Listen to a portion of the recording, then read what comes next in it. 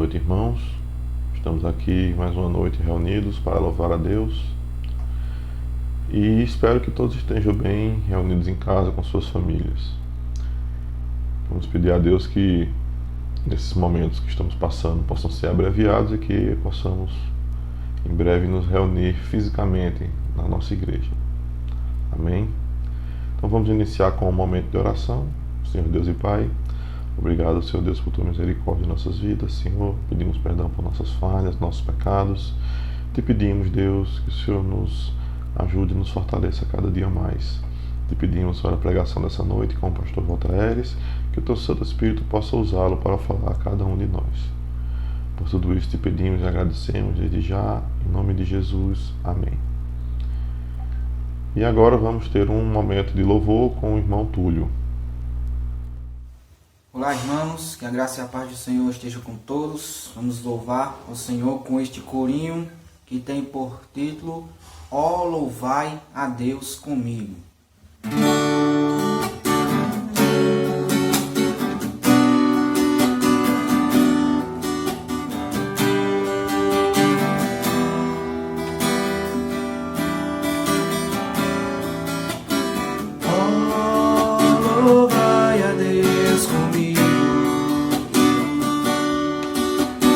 Pois seu braço amigo me acolheu,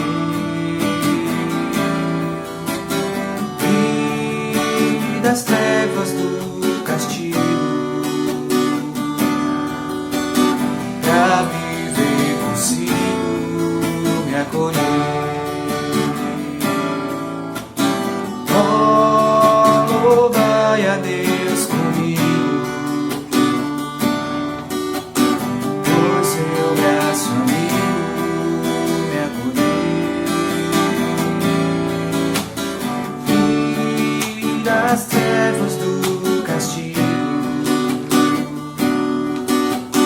pra viver consigo me escolheu. Eu era culpado e o meu pecado ele apagou. Sorte a minha morte suportou, e por isso eu declaro em claro e alto som. Ó, provar e vede que Ele é bom. Eu era culpado e o meu pecado Ele apagou. Sorte a minha morte suportou, e por isso eu declaro em claro e alto som. Ó, provar e vede que Ele é bom. Ó, provar e vede que Ele é bom. Prova e vede que Ele é bom. Amém. Então agora vamos fazer a leitura da palavra que está no livro de 1 Coríntios, capítulo 1, dos versos 1 ao 9. Enquanto eu procuro aqui, os irmãos procuram nas suas Bíblias também.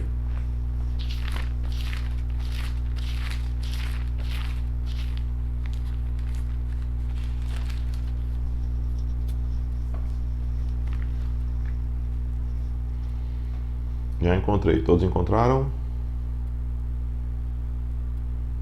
Então vamos ler.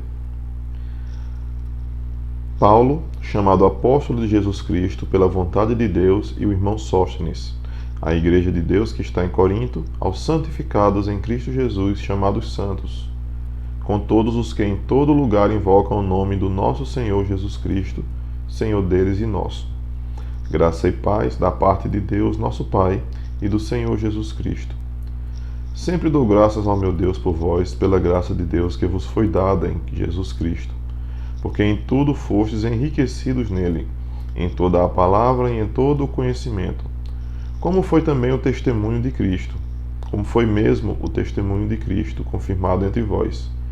de maneira que nenhum dom vos falta, esperando a manifestação de nosso Senhor Jesus Cristo, o qual vos confirmará também até o fim, para seres irrepreensíveis no dia do nosso Senhor Jesus Cristo. Fiel é Deus, pelo qual fostes chamados para a comunhão do seu Filho Jesus Cristo, nosso Senhor. Amém? Então, o pastor Voltaire fará o estudo de hoje nessa palavra. E agora teremos mais um momento de louvor. Olá, irmãos. Que a graça e a paz do Senhor estejam com todos. Vamos louvar ao Senhor com um corinho que tem por título Te Louvamos.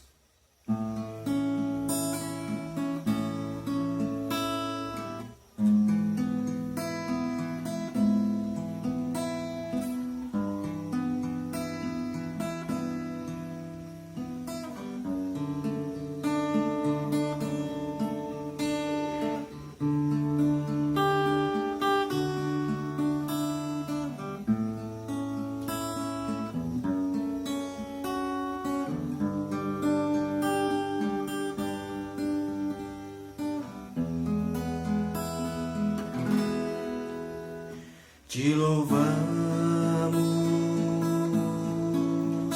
ó Senhor, pela graça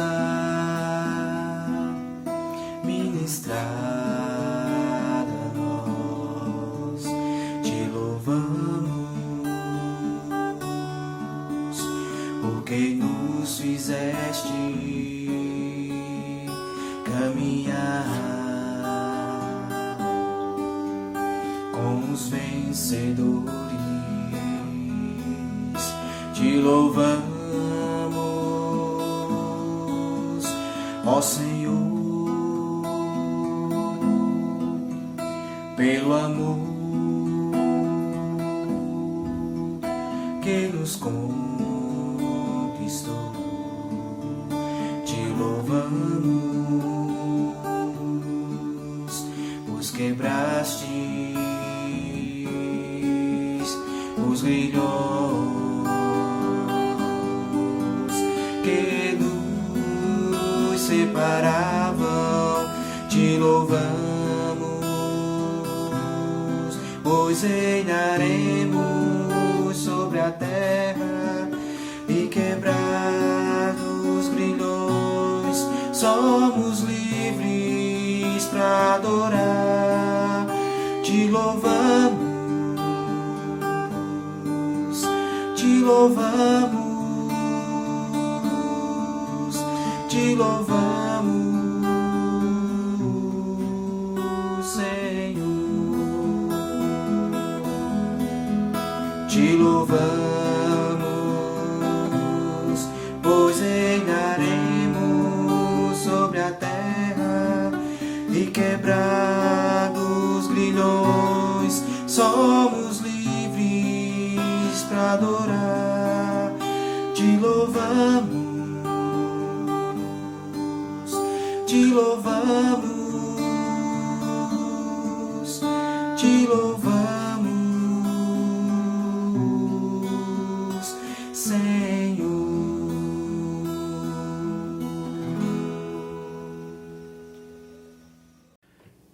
Boa noite, meus irmãos. Deus abençoe a cada um. Nosso desejo é que todos estejam bem, com saúde. Vamos iniciar mais um estudo da palavra do nosso Deus. Semana passada demos início à exposição da primeira carta de Paulo aos Coríntios, falando dos 3 primeiros versos, do chamado do Senhor, que Ele nos separou. E a partir de hoje a gente vai dar continuidade a partir do versículo 4. A gente vai ler o texto do versículo 4 ao versículo 9. Então eu gostaria de pedir que você abra a sua Bíblia, para o que está fazendo, se ainda não parou, e que possa desfrutar do aprendizado da palavra do nosso Deus, que possamos aprender e colocar em prática em nossas vidas. Amém? Então, 1 Coríntios, capítulo 1, versículos do 4 ao 9. Vamos ler. Sempre dou graças ao meu Deus por vós, pela graça de Deus que vos foi dada em Jesus Cristo, porque em tudo fostes enriquecidos nele, em toda palavra e em todo conhecimento, como o testemunho de Cristo foi mesmo confirmado entre vós, de maneira que nenhum dom vos falta, esperando a manifestação do nosso Senhor Jesus Cristo, o qual vos confirmará também até ao fim, para serdes irrepreensíveis no dia de nosso Senhor Jesus Cristo. Fiel é Deus, pelo qual fostes chamados para a comunhão do seu Filho Jesus Cristo, nosso Senhor. Vamos orar, pedindo ao Senhor discernimento. Senhor nosso Deus e nosso Pai, te pedimos encarecidamente que o Senhor venha falar aos nossos corações, aquieta-nos, nos dá concentração para ouvir a Tua palavra e compreender, que Teu Espírito Santo possa trabalhar em nossas vidas, moldar de acordo com Tua vontade, que possamos ter coragem para tomar decisões, Senhor, que venham a render e glorificar o Teu nome, render graças e glorificar o Teu nome. Assim te oramos, em nome de Jesus, pedindo que o Senhor venha a trabalhar em nossas vidas, a falar aos nossos corações. É em nome de Jesus que eu te oro. Amém. Amém? Hoje nós temos como tema do nosso estudo motivos para agradecer, muitos, né? Se chamassem você para observar a igreja de Corinto, a gente falou um pouquinho sobre a cidade semana passada. A gente, a partir da semana que vem, vai começar a adentrar nos problemas que Corinto tinha, mas você já sabe por alto mais ou menos como era a igreja de Corinto. Era uma igreja depravada, né? Será que você poderia enxergar algum motivo de agradecer ao Senhor por essa igreja?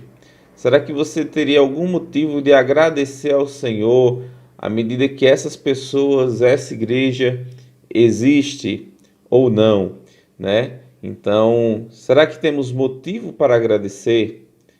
Temos, e muitos, né? E a gente vai tentar ver hoje alguns motivos que Paulo elenca aqui, Paulo coloca de agradecimento acerca dos coríntios. A primeira coisa que nós temos como algo curioso, algo maravilhoso, é a expressão que ele diz sempre. Sempre quer dizer algo que traz uma constância, algo constante. Sempre que Paulo pensava em Corinto, ele tinha motivo para agradecer a Deus. Aí você pergunta assim, rapaz, que motivo Paulo iria agradecer a Deus, né? Ele diz, sempre dou graças. É uma ação que envolve agradecimento por algo que ele enxerga. A gente agradece algo quando a gente observa que algo foi feito, né? A gente não tem como agradecer por algo que não foi feito. Então, observa algo que está ocorrendo e esse é algo que ele enxerga, que ele percebe, né?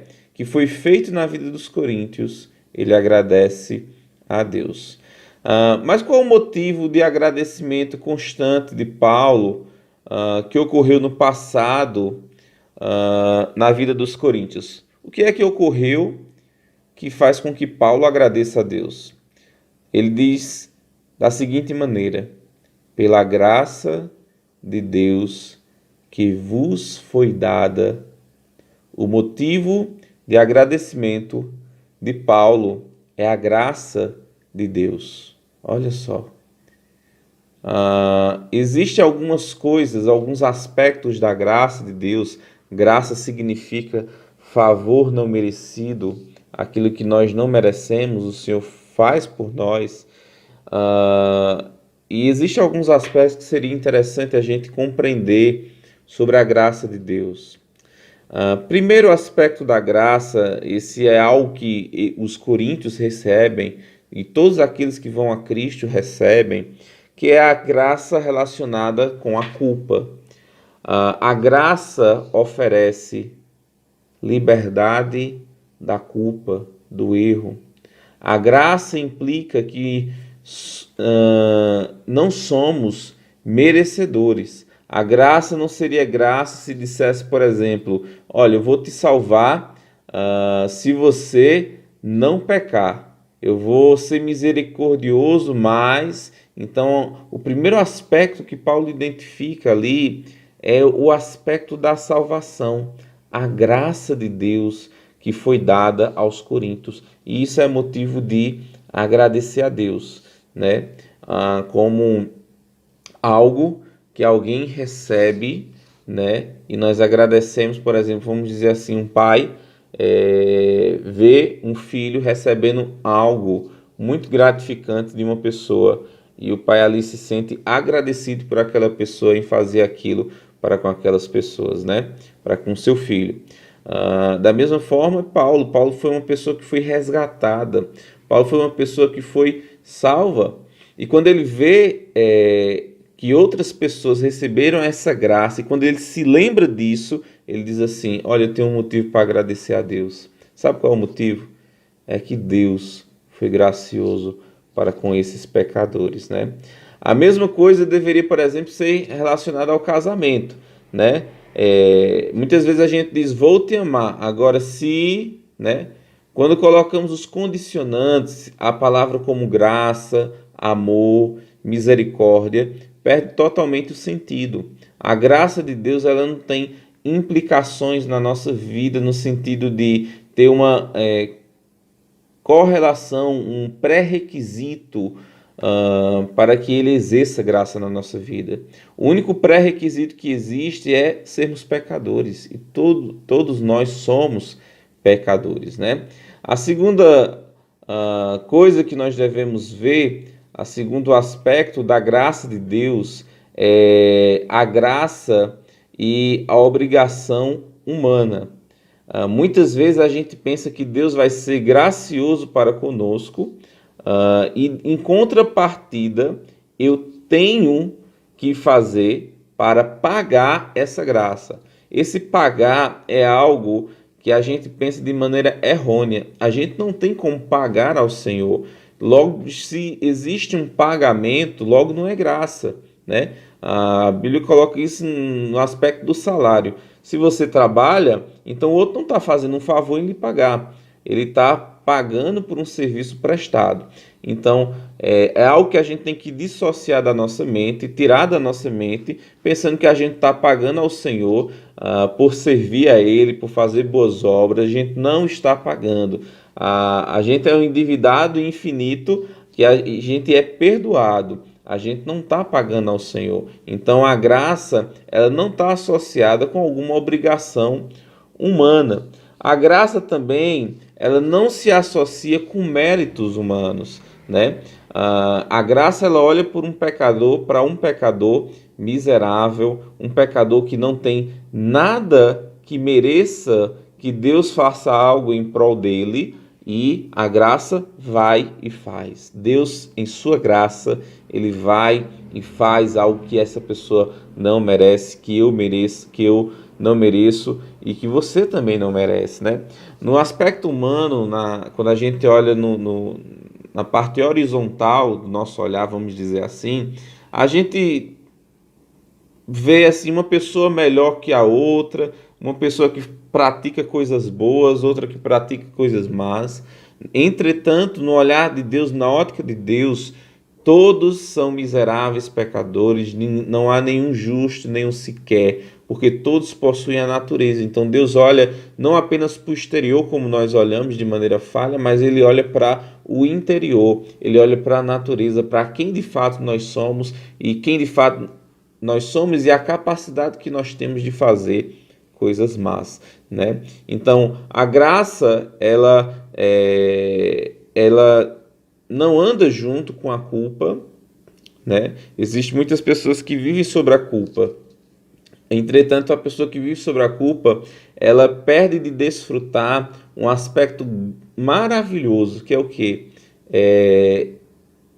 Ser liberto da culpa. Porque Cristo, na cruz do Calvário, ele sofreu a pena que deveria ser minha e sua. Já não há mais condenação para aqueles que estão em Cristo Jesus. Então, quando Paulo olha para os coríntios, ele vê a graça de Deus. Ele observa aquele favor que os coríntios não mereciam, mas que Deus fez, né? E interessante observar que nós não podemos pagar e que nós não éramos merecedores daquilo que Deus faz. A gente sabe que os coríntios não eram merecedores, mas assim como eles não eram, nós também não somos. Então, um grande motivo para a gente agradecer a Deus pela vida do outro é o quê? É a graça de Deus que tem sido derramada nas nossas vidas, né?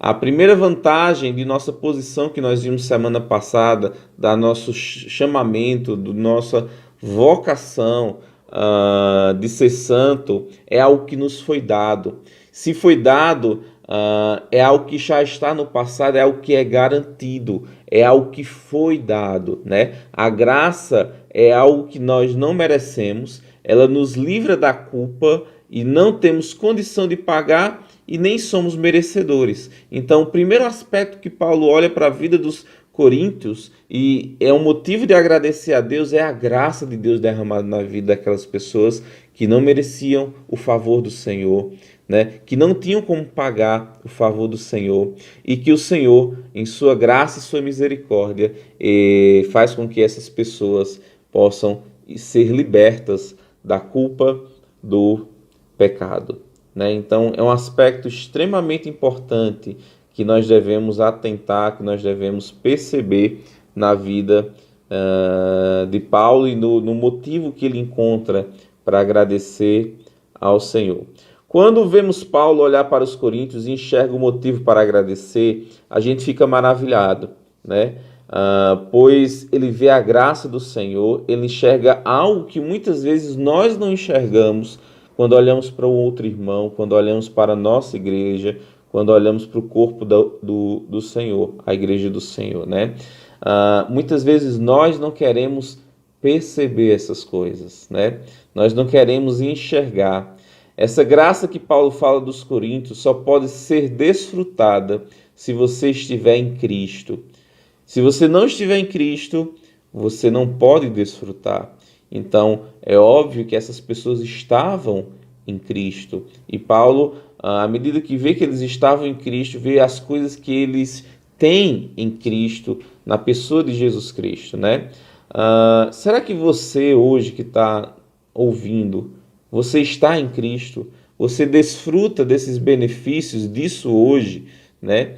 Não importa como você se encontra, né? A gente percebe isso na vida dos coríntios. Não importa como você se encontra, não importa o que você já fez na sua vida. A gente viu, até semana passada eu esqueci de falar, né? As sacerdotisas, eram 1000 sacerdotisas que desciam toda noite para a cidade de Corinto. Era uma cidade depravada. Não importa onde você se encontra hoje, não importa o pecado que você cometeu, o Senhor lhe chama para expressar sua graça na sua vida, né? Ele não procura os sãos, ele procura os doentes, ele procura os pecadores. Então, você que está me ouvindo hoje, não importa o que você já fez na sua vida, não importa se você o que você praticou, o que importa é se você recebe esse favor que você e nem eu merecemos e nem podemos pagar, né? Então, o que importa é o que nós fazemos com a mensagem do Evangelho, a mensagem de vida eterna e salvação que o Senhor, através de Jesus Cristo, Ele oferece a cada um de nós. Hoje pode ser uma noite em que sua culpa pode ser retirada e que você pode ser salvo, né?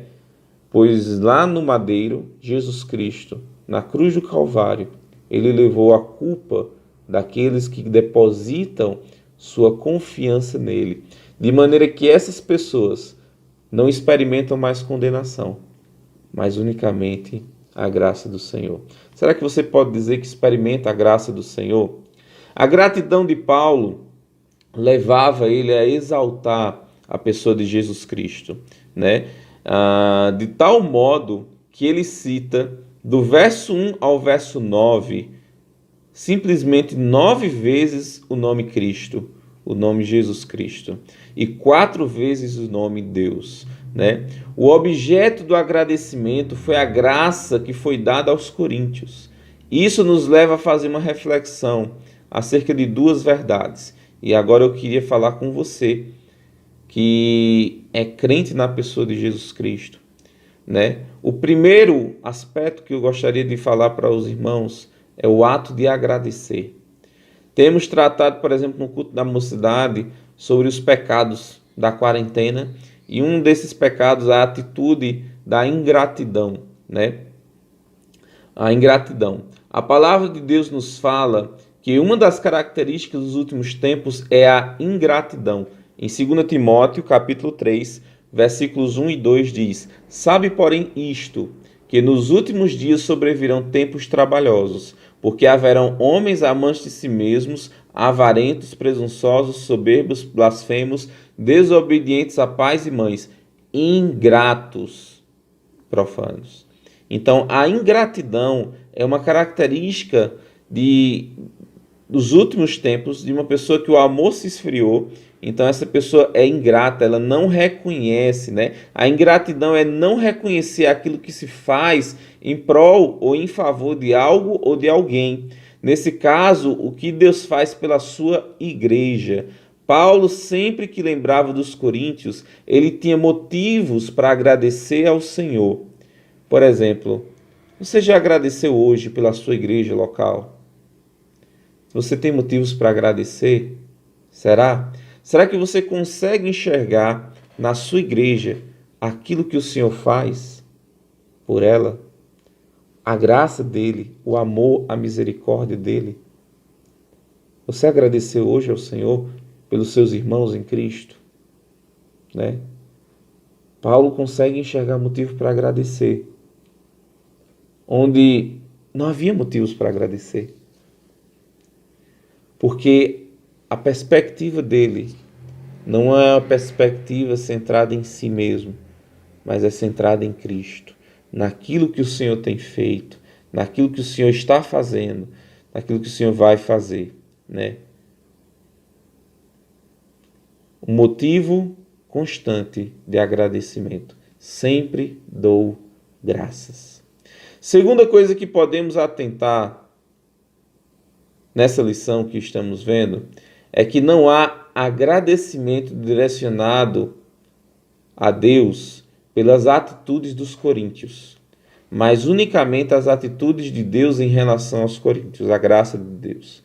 Como, por exemplo, podemos ver em relação às cartas de Paulo aos Filipenses, que ele agradece pela cooperação deles no Evangelho. Ele via aspectos naqueles irmãos de Filipos que era motivo de agradecer a Deus. Ele sabe que aqueles aspectos são devedores a Deus, então ele agradece a Deus. Mas ele via na vida dos filipenses motivo para agradecer. É algo que, por exemplo, ele não fala em relação aos coríntios, né? Então ele vê isso nos filipenses e agradece a Deus pela cooperação no Evangelho, né? Ou então quando ele escreve aos Tessalonicenses, né, e agradece a Deus pela operosidade da fé dos Tessalonicenses, pelo amor abnegado, pela firmeza da esperança. Então são aspectos que ele diz, isso aí é elogiável, sabemos que isso é fruto da capacitação que Deus dá, mas é algo que é uma característica daquela igreja. Então essas coisas a gente não vê na igreja de Corinto, a gente vê muito pecado, a gente vê erros doutrinários. Então nesse aspecto ele não agradece ao Senhor, ele agradece unicamente pela atitude de Deus para com aquela igreja, para a graça de Deus que foi derramada. Irmãos, nossa vida gira em torno de 2 coisas. A primeira é aquilo que o Senhor faz por nós ou por meio de nós, que foi o que Paulo agradeceu. A capacitação do Senhor, de maneira que nunca devemos nos gloriar de algo, pois tudo foi providenciado, capacitado por Deus. A segunda é a atitude de gratidão que temos em relação à graça de Deus que nos foi dada. Parece que os crentes de Corinto, eles não manifestavam uma gratidão a Deus por não terem uma vida louvável diante de Deus, né? Então Paulo agradece acerca dos coríntios por causa da graça de Deus, mas não tem motivo para agradecer. As ações dos coríntios, elas eram reprováveis, e isto é triste. Será que se Paulo olhasse para a sua vida e olhasse para a minha vida, olhasse para a vida da igreja do Alto Branco, ele teria motivos para agradecer ao Senhor algo que fosse além da graça de Deus?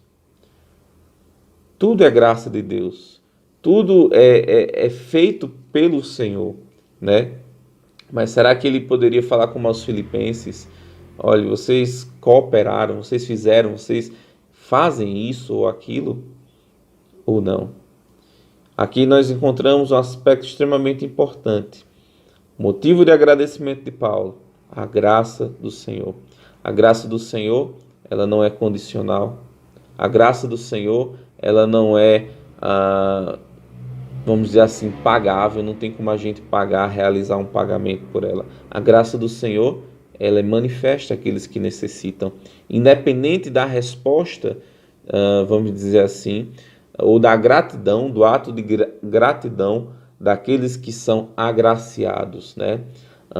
Então isso ocorria na vida dos coríntios, mas não muda o fato de que Paulo encontrou motivos para agradecer. E a gente se faz a pergunta: por que Deus é gracioso? Por que Deus faz as coisas que nós não merecemos? Ele age em favor daqueles que não merecem. Ele ama aqueles que não merecem o seu amor, né? E a gente tem algumas razões, bem rápido. Razão 1. Ele nos salva a fim que possamos produzir boas obras. As boas obras não são condicionantes, mas objetivos. Então, ele nos salva para que exerçamos boas obras. Entretanto, o fato de fazer boas obras ou deixar de fazer não muda o fato dele exercer graça para com a nossa vida. Entenderam? Então, ele nos salva para as boas obras, mas não é o fato de fazer boas obras que me torna um objetivo, um objeto da graça de Deus. Independente disso, ele é gracioso, mas ele tem como objetivo que façamos, que exerçamos aquilo que ele tem preparado para nós, né? Efésios 2:10 fala isso, porque somos feitura sua, criado em Cristo Jesus para objetivo, né?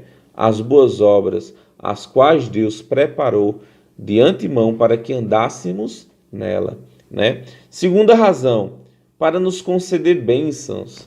Então, Deus quer abençoar a vida daqueles que recebem a graça do Senhor?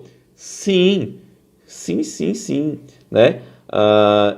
Por exemplo, a Bíblia fala em Efésios 2:5-7 o seguinte: estando nós ainda mortos em nossas ofensas, nos vivificou juntamente com Cristo.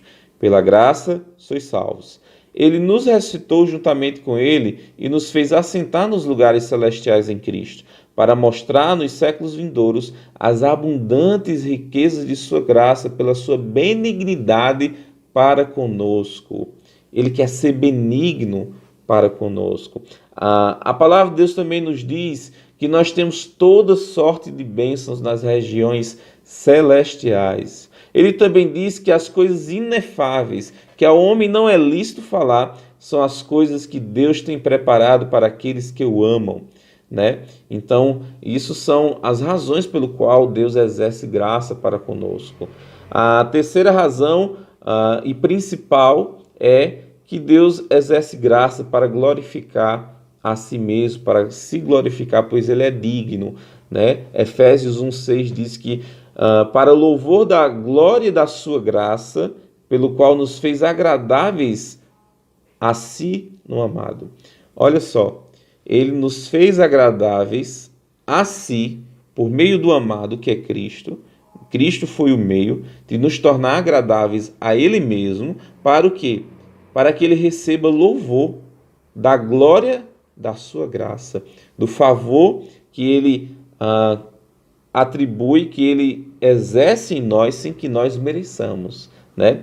Então, onde abundou o pecado, superabundou a graça. Não existe pecado que não possa ser encoberto na graça do Senhor, que não possa ser perdoado, né? Então, ouvir isso traz um grande alento, traz um desejo de querer conhecer esse Deus. Então, é isso que Paulo enxerga na vida desses crentes de Corinto. Eles receberam a graça de Deus e isso é um motivo para agradecer, né? Bem, quando é que eu recebo essa graça de Deus? Quando é que eu me torno participante dessa maravilha que eu desejo? Vamos dizer assim, se eu sou descrente e ouço isso, perdão de pecado, liberdade de culpa, eu quero saber onde eu posso receber isso, né? Assim como a mulher samaritana, eu quero beber dessa água, né? Entretanto, ela tinha a compreensão errada lá da água, mas ela percebeu algo que é desejável. A salvação em Cristo é algo desejável, é perdão de pecados, liberdade de culpa, né? Então, quando é que isso ocorre? Quando é que isso pode ser proporcionado à minha vida? Você se pergunta. Versículo 6 diz isso. Nós recebemos a graça de Cristo quando o testemunho de Cristo é confirmado. Olha o que diz lá. Como o testemunho de Cristo foi confirmado entre vós. O que é o testemunho? É a mensagem do Evangelho. Atos 1,8 diz: mas recebereis a virtude do Espírito Santo, que há de vir sobre vós, e ser-me-eis testemunhas, tanto em Jerusalém, como em toda a Judéia, Samaria e até os confins da terra. O que envolve este ato de testificar do Senhor, né? Atos também nos diz duas coisas: arrependimento e fé. Então, testemunho é a mensagem do Evangelho que a gente tem que proclamar. Então, essa mensagem, esse testemunho do Evangelho tem que ser confirmado, foi confirmado pelos crentes de Corinto, né? Então, o que envolve esse testemunho? Duas coisas, como eu ia dizendo: arrependimento e fé. Atos 20, 21 diz: testificando, dando testemunho, né? Testificando, tanto a judeus como a gregos, o que? Duas coisas: arrependimento para com Deus e a fé em nosso Senhor Jesus Cristo. Então, como alguém pode receber a graça de Deus? Quando ele recebe a testificação, ou seja, o Evangelho, as boas novas do Evangelho. Essas boas novas vai provocar duas atitudes nessa pessoa: arrependimento para com Deus. O que é o arrependimento? É uma mudança de mentalidade. Deus não existe, agora eu percebo que ele existe. Inferno não existe, agora eu sei que o inferno existe e é para lá que eu estou indo, né? Então ele tem uma mudança de mentalidade. Ele muda a forma dele pensar acerca de Deus. Logo, quando ele muda, ele entende que está caminhando para a condenação. Logo, ele acredita na mensagem do Evangelho. Que mensagem é essa?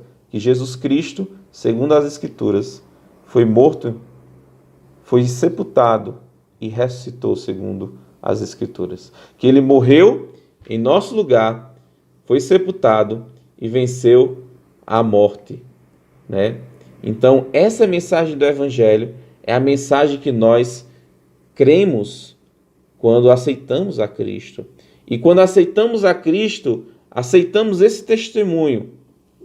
Então é confirmado o testemunho de Cristo para a nossa vida. Quando o Evangelho é proclamado, quando é testificado e respondemos com arrependimento e a fé, estamos confirmando o testemunho de Cristo. Como se disséssemos: este testemunho é real para a minha vida. Em outras palavras, o apóstolo João coloca da seguinte maneira: a todos quando receberam, deu-lhes o poder de serem feitos filhos de Deus, a saber, os que creram em seu nome, em seu testemunho, né? Assim se recebe a graça de Deus. E Paulo está dizendo assim: o testemunho do Senhor foi confirmado entre vocês. vocês receberam a graça de Deus. E isso é um motivo para agradecer. Olha, quando eu me lembro de vocês, eu agradeço a Deus pela graça dele para com a vida de vocês. Porque vocês estavam longe, agora vocês estão próximos. Porque antes vocês eram filhos da ira, agora vocês são filhos de Deus. Porque antes vocês andavam em trevas, agora vocês passaram para a maravilhosa luz, né? Então, ele observa esses aspectos e agradece ao Senhor. Quais são os benefícios que a graça de Deus nos proporciona? Versículo 5 e versículo 7, a parte A. Diz o seguinte: porque em tudo fostes enriquecidos nele, em toda palavra, em todo conhecimento, de maneira que nenhum dom vos falta. O primeiro benefício que vimos se encontra no passado. Recebemos a graça de Deus, né? Fomos salvos. Algo foi dado e não muda. É algo que foi dado. A graça de Deus foi dada. A salvação foi dada. Nós somos salvos. Independente dos problemas que os coríntios tinham aqui, que a gente vai trabalhar mais à frente, esses coríntios aqui, esses irmãos, eram irmãos em Cristo. Eram salvos na pessoa de Jesus Cristo, independente daquilo que eles estavam fazendo. Que graça maravilhosa! A graça não é condicional, né? Então, o primeiro benefício se encontra no passado, ao que eles receberam, né? O perdão. Outros são colocados como um tesouro contínuo de riquezas. Essa riqueza é encontrada em Cristo. E aí tem uma palavra-chave, né? Para a gente entender, nele, né? Diz assim, porque tudo fostes enriquecidos nele, né? Então esse tudo está ligado a nele. Podemos perceber que tudo aquilo que necessitamos é encontrado em Cristo. Ele nos deu, 2 Pedro 1:3 fala, ele nos deu tudo que necessitamos para a vida e para a piedade. Entre as coisas mais importantes que possuímos em Cristo, Paulo vai relatar duas coisas. Ou seja, quando ele fala a palavra e o conhecimento, ele fala de que aí? Ele fala em relação à palavra, ou seja, na transmissão da verdade, e o conhecimento, que seria a compreensão da palavra. Nós sempre teremos a capacidade, olha só, os benefícios que Deus nos dá através da sua graça. Nós temos sempre a capacidade de falarmos aquilo que Deus quer que digamos e saber aquilo que Deus quer que nós saibamos, né? Então, Deus nos dá essa capacidade quando estamos em Cristo. Delegamos muitas vezes, a gente atribui muitas vezes uma responsabilidade que é nossa a outras pessoas. A de compartilhar, por exemplo, o Evangelho, né? Testemunhar não é uma opção. Ou então não é uma atribuição que é de um e não é do outro. Mas é um dever, pois o Senhor nos capacita com a palavra e o conhecimento, né? Dele. Por isso, Paulo, quando ele escreve 2 Coríntios, capítulo 5, ele diz o seguinte, no versículo 18 a 21. Tudo isto provém de Deus, que nos reconciliou consigo mesmo por Jesus Cristo e nos deu o ministério da reconciliação. Junto com a reconciliação, junto com a graça do Senhor, vem a nossa responsabilidade de manifestar, de expor a graça de Deus para com os outros perdidos. E Paulo faz questão de dizer isso em 1 Coríntios.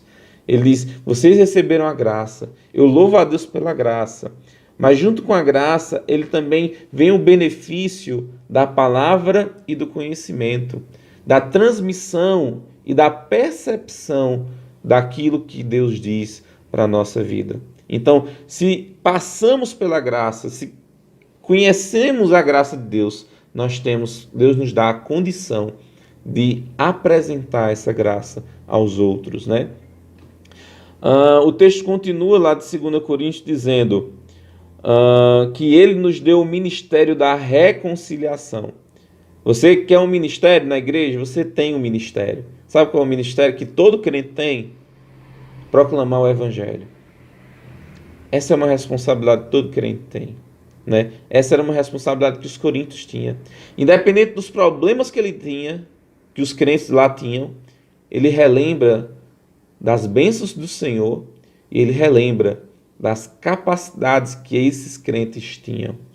Isso são formas de incentivar a eles viverem de modo agradável a Deus. Aquilo que Deus fez e aquilo que Deus pode fazer por meio deles. Vocês se lembram que semana passada eu falei do setor estratégico de Corinto, né? O evangelho ali em Corinto ele poderia ser levado a todas as partes do mundo, por ser um local em que havia muitas embarcações, havia muitas etnias, né? Então aqueles crentes poderiam provocar um impacto no mundo grandioso, porque eles tinham as condições de fazer, assim como todos os crentes têm a condição de proclamar o evangelho. Isto é, Deus estava em Cristo reconciliando consigo o mundo, não lhes imputando seus pecados, e pôs em nós a palavra da reconciliação, de sorte que somos embaixadores da parte de Cristo, como se Deus por nós rogasse. Rogamo-vos, pois, da parte de Cristo, que vos reconcilieis com Deus. Ou seja, ele nos dá a capacidade de transmitir a mensagem, e não só de transmitir, mas de compreender a palavra. Por quê? Porque nós passamos por esse momento da graça. Então nós compreendemos a mensagem. Se compreendemos, temos a condição de transmitir. E que mensagem é essa? No versículo 21. Aquele que não conheceu o pecado, o fez pecado por nós, para que nele fôssemos feito justiça de Deus, né? O Marcos hoje trabalhou um pouquinho sobre isso, né? Que Cristo, ele cumpriu toda a lei. Cristo, ele se tornou a satisfação plena de Deus. E em Cristo nós somos feitos justiça de Deus, né? Quando estamos dispostos a abrir a boca para falar por Ele, podemos ter certeza de que nos dará a coisa certa a dizer. Olha só, pastor John MacArthur diz isso.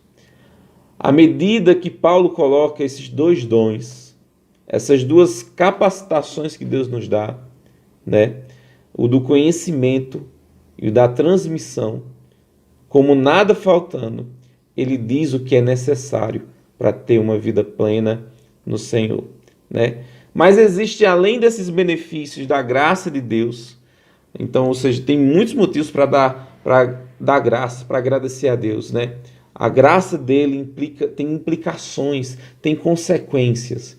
Além dessas passadas que a gente viu, a salvação, além das presentes, o ato de testemunhar, a capacidade que Deus nos dá de compreender e de manifestar aos outros a mensagem do Evangelho, nós temos outros benefícios futuros. Versículo 7, parte B até o 9, diz o seguinte: esperando a manifestação do nosso Senhor Jesus Cristo, o qual vos confirmará também até o fim, para serdes irrepreensíveis no dia do nosso Senhor Jesus Cristo. Fiel é Deus, pelo qual fostes chamados para a comunhão de seu Filho Jesus Cristo, nosso Senhor. Primeira coisa, e agora os benefícios passados, mas a primeira palavra que nós nos deparamos com a perspectiva futura é o de aguardar, esperar. E essa palavra tem o sentido de esperar com grande expectativa o nosso Senhor, né? Aqui não retrata uma espera passiva também, mas uma espera ativa, que trabalha enquanto aguarda. Por isso ele fala sobre dons antes, né? Ele fala sobre dons, sobre serviço, e logo após ele fala sobre a volta de Cristo. A volta de Cristo é um grande motivador para servir. A volta de Cristo deveria estar na mente dos crentes para motivá-los a trabalhar para o Senhor, a servir ao Senhor, a contribuir com a obra do Senhor. Saber que o nosso bendito Salvador logo vem, aquele que, por meio dele, eu recebi a graça, eu recebi o perdão dos pecados, eu recebi a liberdade da culpa. Aquele que eu não poderia pagar, ele pagou o preço. Aquele que, o que eu não poderia merecer, ele fez com que sem nós merecêssemos. Ele está vindo. Isso faz com que a gente tenha uma expectativa. Ora, vem, Senhor Jesus, né? É triste hoje os crentes não terem a perspectiva da volta de Cristo. Não amarem a vinda de Cristo. Até o amor pela vinda de Cristo é um galardão que nós recebemos, né? Aqueles que amam a volta de Cristo é uma coroa, né? Infelizmente, hoje as pessoas não querem saber mais sobre a volta de Cristo, porque estão enraizados muito nessa terra, né? Eles querem viver a sua terra aqui.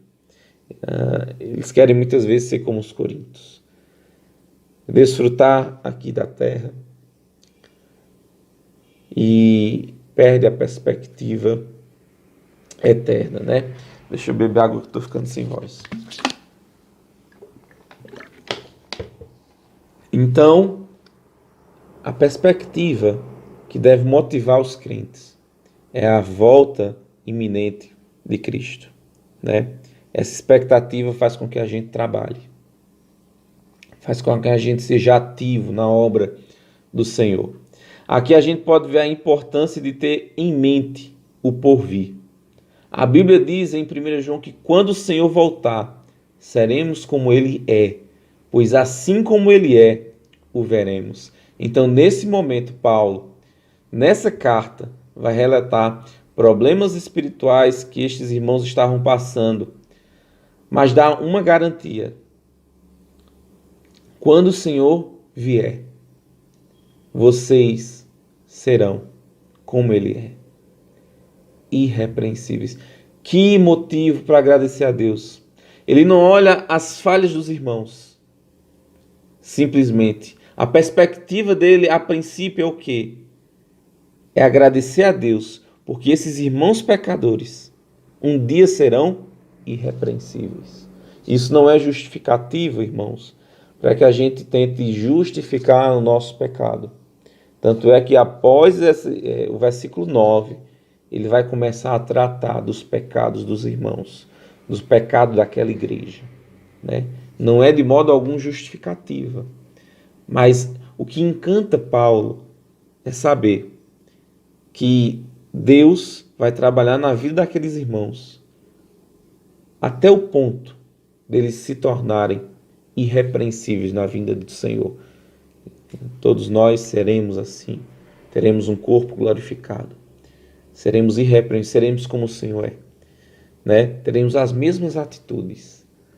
A gente tem trabalhado no culto dos jovens vários pecados, e muitos deles nós temos. Bem, quando Cristo voltar, nenhum deles fará mais parte da nossa vida. E isso é o motivo de agradecer a Deus pela graça, né, que Ele nos dá. Quem é que dá essa garantia de que seremos perfeitos, seremos irrepreensíveis?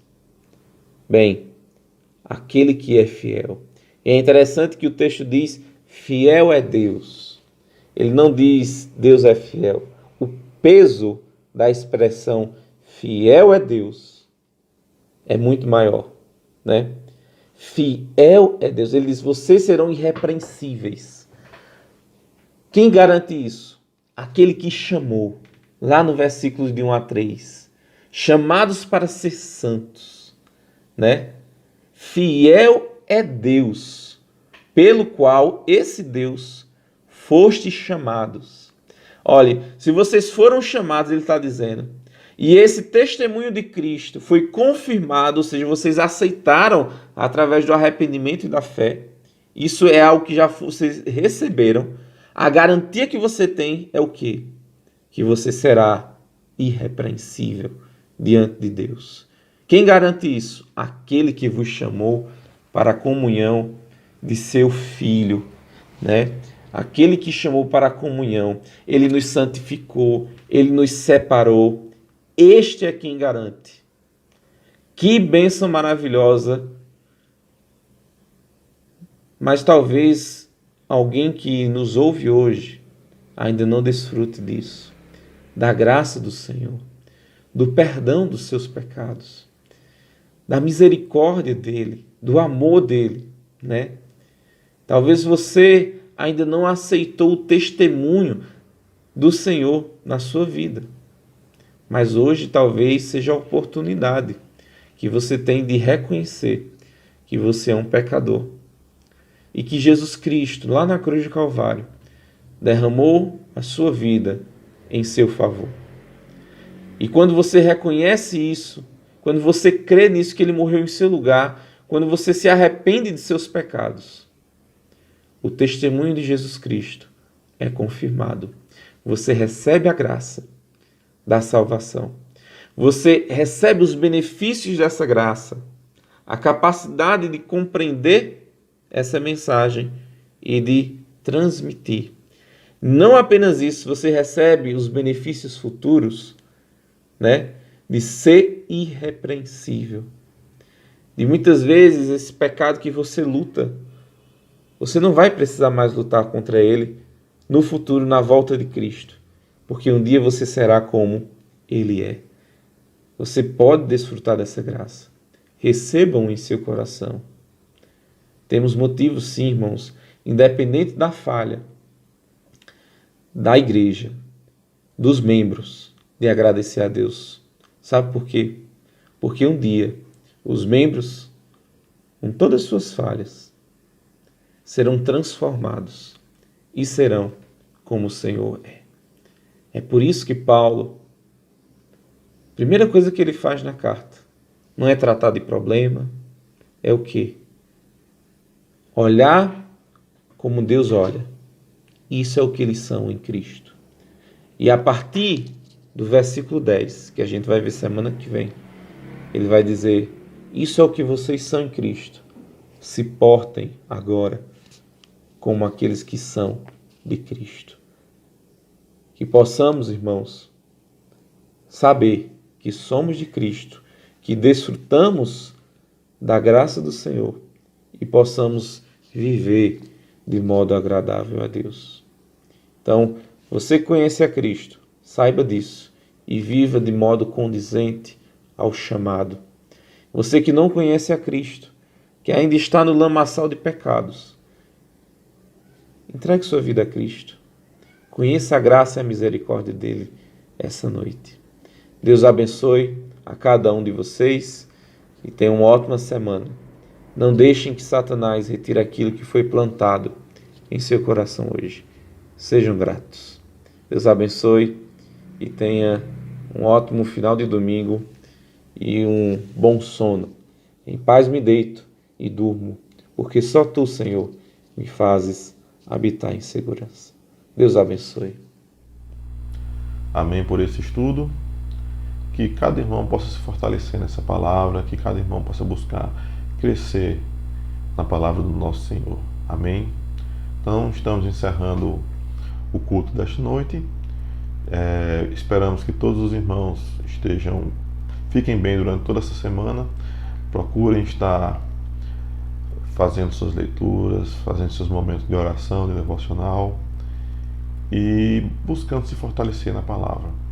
Lembrando que todos os cultos serão colocados no nosso site, no nosso blog, bem como os devocionais diários, que os irmãos podem acompanhar por lá, os visitantes podem acompanhar por lá.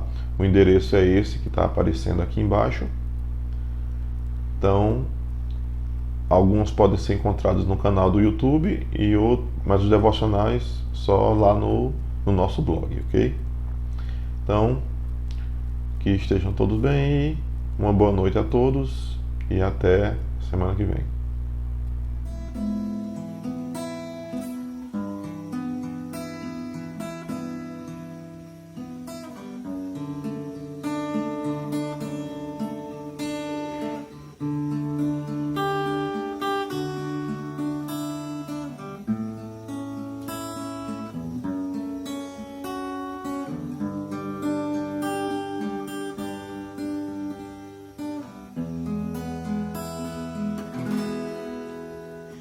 Te louvamos,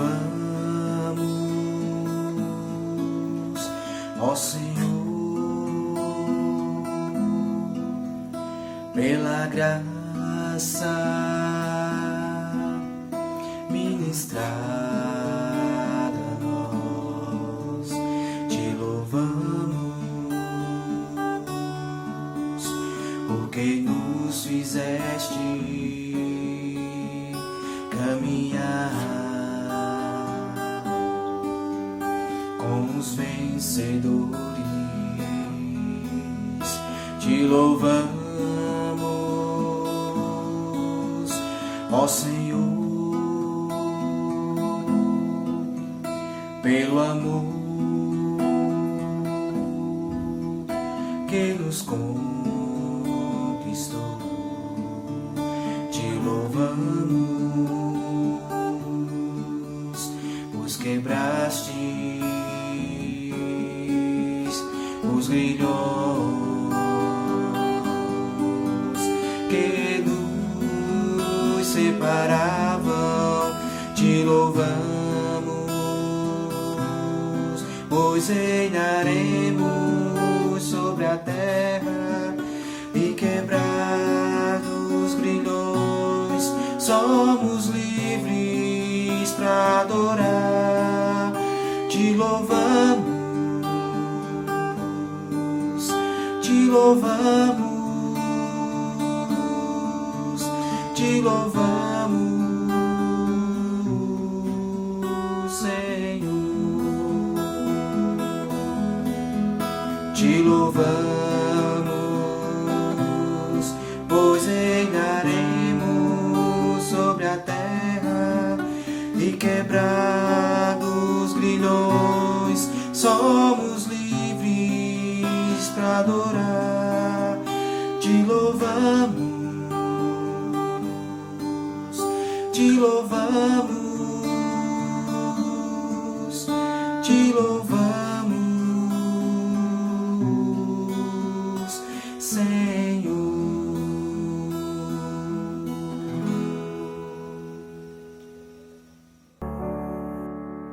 Em gratidão eu canto a ti com coração,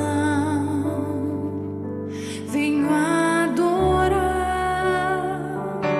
Minha alma está bem junto a ti, és meu Senhor,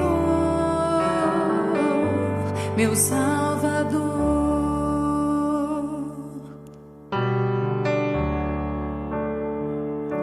Em gratidão eu canto a ti nessa noite, Pai, com coração, venho adorar.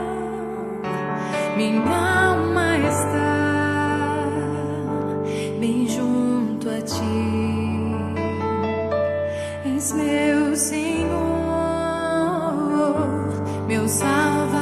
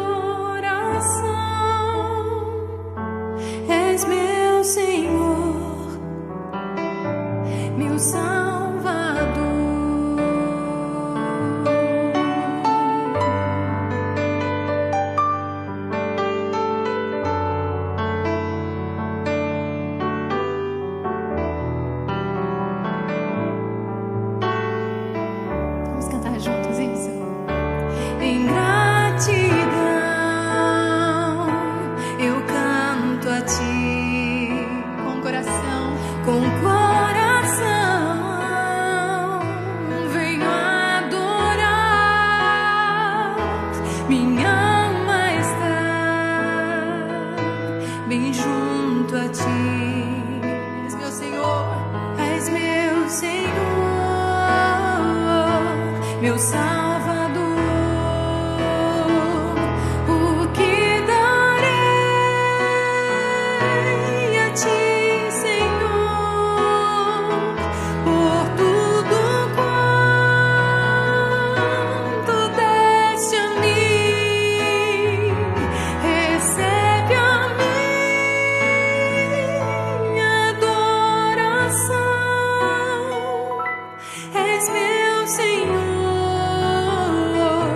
meu Salvador.